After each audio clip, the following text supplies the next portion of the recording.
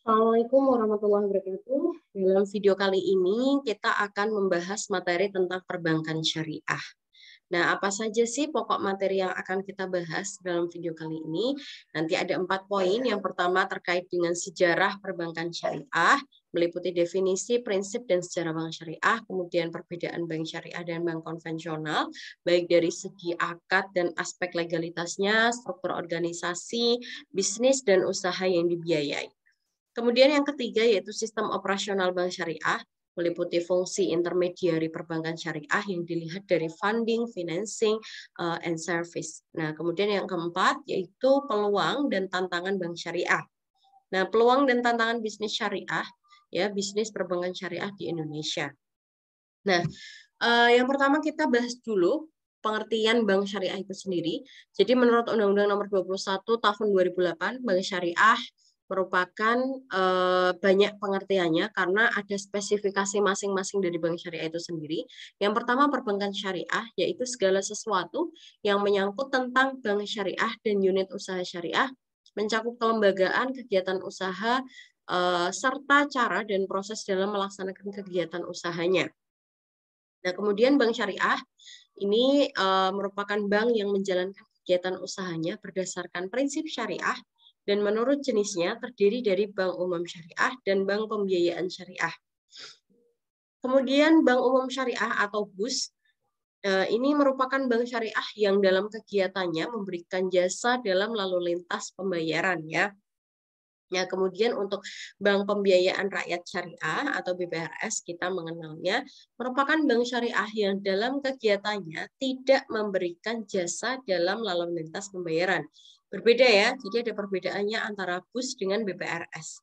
Nah, kemudian kita dapat menyimpulkan bahwa bank syariah adalah lembaga keuangan yang usaha pokoknya memberikan pembiayaan dan jasa-jasa lainnya dalam lalu lintas pembayaran serta peredaran uang yang pengoperasiannya disesuaikan dengan prinsip syariat Islam. Ini yang harus digarisbawahi ya. Karena itu yang membedakan dengan bank konvensional. Nah, prinsip bank syariah di sini yang pertama ada pelarangan riba, kemudian time value of money, uang sebagai alat tukar, tidak ada unsur penipuan dan spekulatif, tidak boleh ada dua harga dalam satu waktu, ya, kemudian tidak ada unsur kezaliman. Nah, bagaimana sih awal kelahiran sistem bank syariah? Nah, ini mulai dari tahun 1963 ada Midcomer Bank. Nah, di sini rintisan perbankan syariah itu mulai terwujud di Mesir pada dekade 1960-an dan beroperasi sebagai Rural Social Bank, ya, semacam lembaga keuangan unit desa di sepanjang delta Sungai Nil. Nah, kemudian pada tahun 1970 kita mengenal ini ada Islamic Development Bank. Nah, organisasi konferensi Islam di Pakistan pada Desember tahun 1970, Mesir mengajukan sebuah proposal ya, ini baru pengajuan proposal untuk mendirikan bank syariah. Nah, kemudian 5 tahun kemudian pada tahun 1975 maka didirikanlah IDB ya, Islamic Development Bank. Nah, sidang Menteri Keuangan OKI di Jeddah 1975 menyetujui pendirian IDB dengan modal awal 2 miliar dinar Islam. Semua negara anggota OKI menjadi anggota IDB juga. Nah, kemudian pada tahun 1992 ini ada pengenalan dual banking system. Nah, Bank Muamalat Indonesia ya berdiri sebagai bank syariah pertama di Indonesia berdasarkan Undang-Undang Nomor 7 Tahun 1992. Nah, sedangkan perkembangan saat ini ya, terakhir data 2021 ya, ada 12 BUS Bank Umum Syariah, 22 UUS dan 163 BPRS tersebar di Indonesia yang terbaru. Nah, yang terbaru saat ini itu adalah merger dari 3 BUS milik pemerintah yang menjadi Bank Syariah Indonesia. Apa saja itu? Yaitu meliputi ada Bank Rakyat Indonesia Syariah ya, BRI Syariah, BNI Syariah, dan Bank Syariah Mandiri atau BSN. Nah, kemudian ketiganya digabung, di merger menjadi Bank Syariah Indonesia. Nah, akad-akad di bank syariah nanti kita akan mengenal yang pertama ada wadiah atau titipan, yang kedua ada mudorobah atau perkongsian, kemudian murabahah, jual beli, salam, pemesanan barang, istisna, pembuatan barang, qard, pinjaman kebaikan, ijarah, sewa menyewa, hawalah, anjak piutang, kafalah, penjaminan. Nah, di sini ada persamaan bank syariah dan bank konvensional, di mana ini sama-sama sistemnya, yaitu ada bank, ada produk yang ditawarkan, kemudian ada pihak masyarakat yang punya uang, dan ada pihak masyarakat yang butuh uang. Jadi bagiannya seperti ini. Kemudian bagaimana perbankan syariah dengan perbankan konvensional mengenai perbedaannya. Di sini dari istilah saja sudah dibedakan. Di sini ada bunga, ada nisbah, ya, ada bagi hasil. Istilah yang digunakan tentu berbeda. Kemudian di sini ada pengaruh inflasi yang menyebabkan perubahan yang menyebabkan perubahan bunga yang sewaktu-waktu bisa fluktuatif berganti-ganti. Kemudian kalau di pihak bank syariah di sini sendiri ini sesuai nisbah atau bagi hasil di awal kesepakatan. Nah, kemudian ketika ada misalkan ini untuk usaha bisnis, jadi misalkan ada keuntungan, maka keuntungan dibagi sesuai dengan nisbah yang ditentukan di awal. Kemudian kalau ada risiko kerugian, maka dilihat terlebih dahulu. Kerugian itu disebabkan oleh apa? Misalkan disebabkan atas kecerobohan si peminjam atau si yang melaksanakan usaha, maka kecerobohan itu akan menyebabkan kerugian itu ditanggung oleh pihak peminjam. Nah, kemudian beda ceritanya kalau ini adalah faktor alam yang tidak bisa dikendalikan oleh manusia. Misalkan ketika kemarin terjadi pandemi COVID ya, maka banyak usaha-usaha yang mengalami penurunan laba, kemudian banyak yang mengalami kerugian. Maka kerugian-kerugian seperti ini itu menjadi faktor alam dan tentu bank syariah juga ikut andil dalam menanggung kerugian tersebut. Nah, kemudian, ini perbedaan bank syariah dan bank konvensional. Kita bisa lihat juga di tabel, di mana kalau bank syariah, yang pertama, melakukan investasi yang halal. Nah, kalau bank konvensional, investasi yang halal dan juga haram. Tercampur ya, ada semua. Nah, bank syariah berdasarkan prinsip bagi hasil, jual beli, atau sewa. Nah, kemudian bank konvensionalnya menamai sebagai bunga, ya, menggunakan perangkat bunga. Nah, kalau bank Islam ini profit dan falah oriented. Nah, sedangkan bank konvensional hanya profit oriented. Ya, ini ada falah ya. Kemudian hubungan dengan nasabah dalam bentuk hubungan kemitraan. Kalau yang konven hubungan dengan nasabah dalam bentuk hubungan debitor dan kreditor. Sorry, ini salah ketik ya, belum diganti antara debitur dengan kreditor. Kemudian penghimpunan dan penyaluran dana harus sesuai dengan fatwa Dewan Pengawas Syariah ya, DPS-nya. Sedangkan bank konvensional tidak terdapat dewan sejenis. Gitu. Kemudian selanjutnya yaitu fungsi dan peranan dari bank syariah. Fungsi dan peranan bank syariah yang diantaranya tercantum dalam pembukaan standar akuntansi yang dikeluarkan oleh AAOIV, yaitu Accounting and Auditing Organization for Islamic Financial Institution. Nah, di sini yang pertama yaitu ada manajer investasi, yang kedua ada investor, kemudian yang ketiga ada penyediaan jasa keuangan dan lalu lintas pembayaran, dan yang keempat pelaksanaan kegiatan sosial. Nah, peran penting dalam sistem perekonomian nasional, di mana yang pertama ada aset transmutation. Nah, ini ada pengalihan aset, kemudian yang kedua, transaction, jasa-jasa lalu lintas keuangan, kemudian liquidity, penghubung pihak surplus dengan yang pihak defisit, kemudian broker for business ya, mempertemukan para pebisnis. Nah, itu adalah peran penting dalam sistem perekonomian nasionalnya terkait bank syariah. Nah, kemudian sistem operasional bank syariah sendiri, di sini ada bank syariah, posisinya ada di tengah. Ya, ada pendiri dengan memberikan modal, kemudian pendiri juga tentunya menetapkan bagi hasil untuk bank syariah antara bank syariah dengan pendiri ini ada bagi hasil.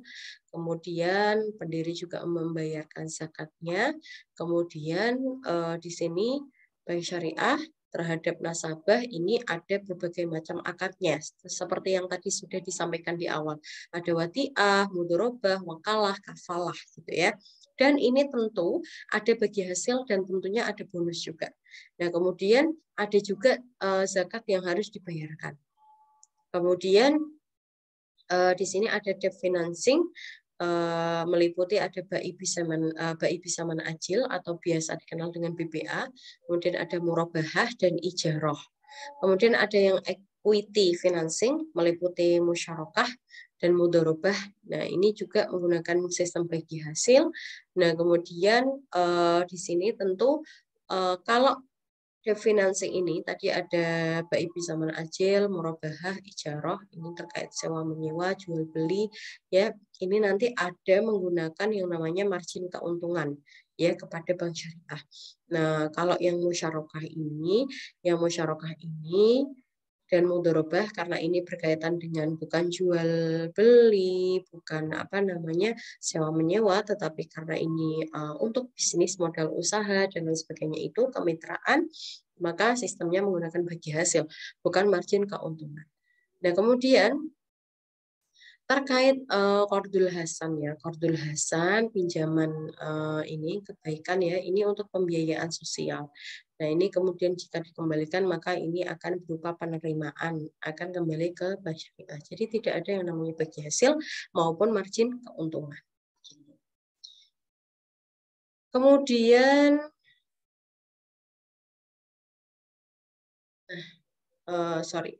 Nah, ini ya. Kemudian produk bank syariah. Yang pertama kita kenal ada wadiah. Nah, wadiah, skema wadiah yad domanah. Jadi ada yad domanah, ada yad amanah. Yang pertama kita bahas dulu skema wadiah yad domanah. Ya, yad domanah di sini ada nasabah, ada bank, ada dunia usaha. Nah, ini jadi ada pihak tadi ada masyarakat yang punya uang, ada masyarakat yang butuh uang. Nah, dunia usaha ini adalah pihak masyarakat yang butuh uang untuk pengembangan usahanya. Sedangkan bank ini bank sebagai lembaga keuangan. Kemudian nasabah di sini adalah pihak yang mempunyai uang. Ya, jadi ada yang pihak punya uang, ada yang pihak butuh uang. Di sini makanya panahnya saling bolak-balik karena adanya transaksi keluar dan transaksi masuk. Ya, itulah skema wadiah yad domanah. Nah, kemudian ini skema wadiah dari segi bahasa ini dapat diartikan sebagai meninggalkan atau meletakkan sesuatu pada orang lain untuk dipelihara dan dijaga. Dari aspek teknis, wadiah dapat diartikan sebagai titipan murni, yaitu satu pihak ke pihak lain, baik individu maupun badan hukum yang harus dijaga dan dikembalikan kapan saja si penitip menghendaki. Contoh produknya misalkan tabungan simpel, tabungan aib hasanah, tabungan wadiah, dan lain-lain. Nah, kemudian ada akad mudharabah ya, trust investment. Di sini sama juga dalam mengaplikasikan mudharabah, penyimpan atau deposan bertindak sebagai sahibul mal atau pemilik modal dan bank sebagai mudharib atau pengelola. Dana tersebut dapat juga digunakan bank untuk melakukan pembiayaan mudharabah. Hasil usaha ini akan dibagi hasilkan berdasarkan nisbah yang disepakati. Contoh produknya ada tabungan korban, tabungan pendidikan, tabungan mudharabah gitu ya. Nah, untuk murabahah di sini murabahah ada skemanya. Jadi yang pertama mengajukan pembelian barang Ya, nasabah mengajukan pembelian barang kepada pihak bank. Kemudian ada negosiasi dan persyaratan yang disampaikan bank kepada nasabah. Kemudian terjadilah akad jual beli antara nasabah dengan bank. Ya, kemudian setelah itu bank membeli barang kepada supplier. Kemudian supplier mengirimkan barangnya kepada nasabah dan nasabah menerima barang serta dokumennya. Begitulah untuk akad murabah. Nah, skema salam. Ya, salam. Di sini ada pihak pembeli, kemudian ada pihak petani atau ya di sini petani lah ya. Nah, kemudian ada akad salam yang terjadi kepada pembeli.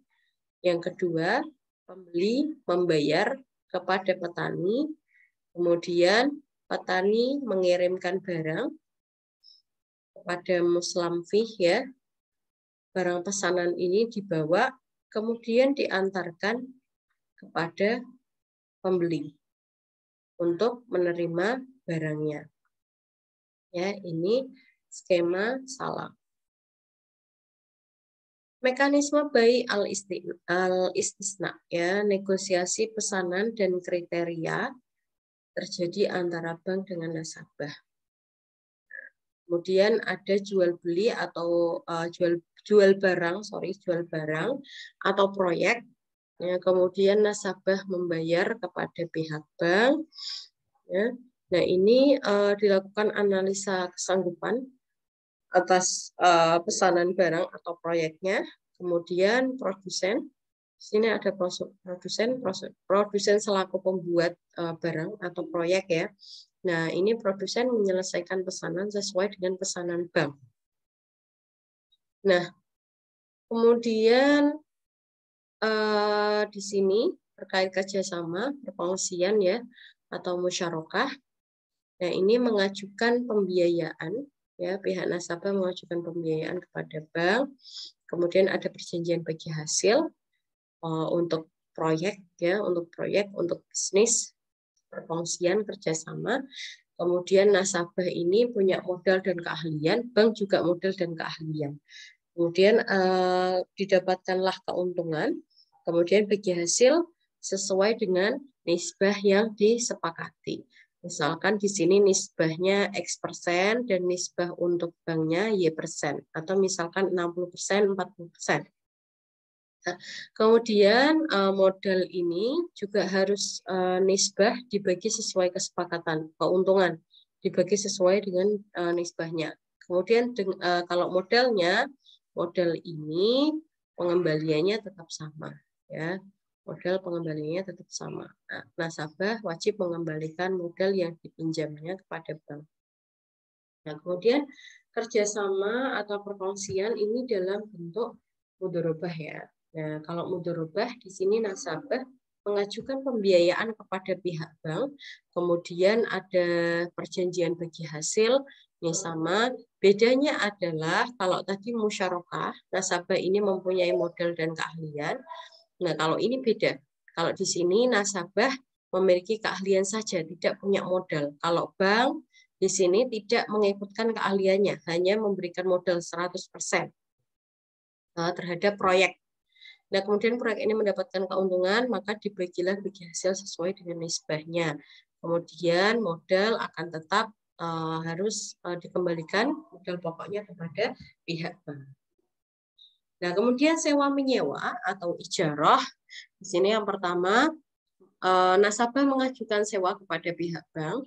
Kemudian yang kedua, pihak bank membeli objek yang akan disewa oleh nasabah. Kemudian yang ketiga, supplier mengirimkan objek sewanya yang kemudian menjadi milik nasabah, ya, milik nasabah. Kemudian yang keempat, bank mulai menyewakan objeknya. Jadi gini, objek sewa ini itu juga milik nasabah, juga milik bank gitu ya. Nah, kemudian sambil jalan maka nasabah membayarkan biaya sewa dan nanti diakhiri dengan pembelian objek sewa. Di akhir nanti akan ada kesepakatan untuk akad beli objek yang sebelumnya disewa. Kemudian akad qard, pinjaman kebaikan. Nah, di sini ada bank, ada pengusaha, di sini ada akad qardul hasan. Nah, di sini modal 100% diberikan, pengusaha memiliki skill untuk melakukan kegiatan usaha, kemudian mendapatkan keuntungan. Keuntungan tidak dibagi kepada pihak bank. Keuntungan hanya untuk pengusaha saja, ya, tidak seperti yang sebelumnya tadi dijelaskan. Nah, kalau di sini karena pinjaman qard ya, qardul hasan, pinjaman kebaikan.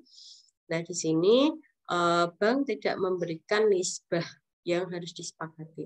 Tapi bank hanya meminta modal 100% dikembalikan kepada pihak bank.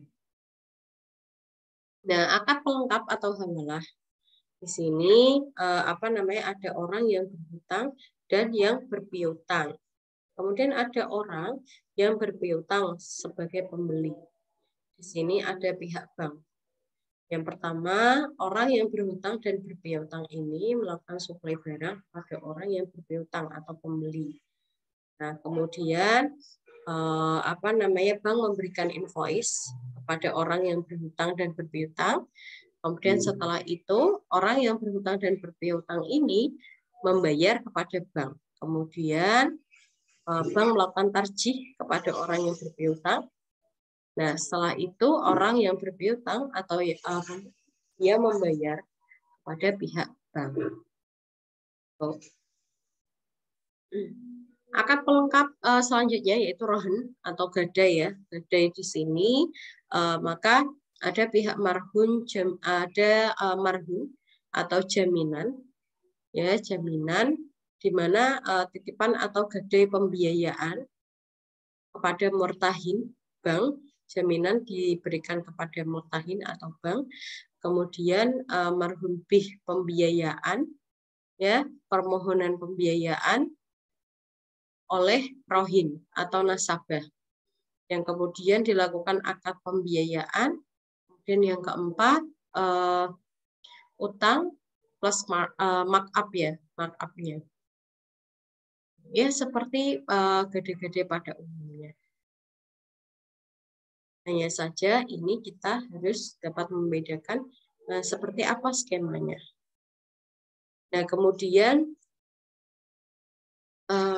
akad pelengkap atau wakalah di sini ada bank sebagai wakil, ada nasabah selaku mewakil, ada investor juga selaku mewakil.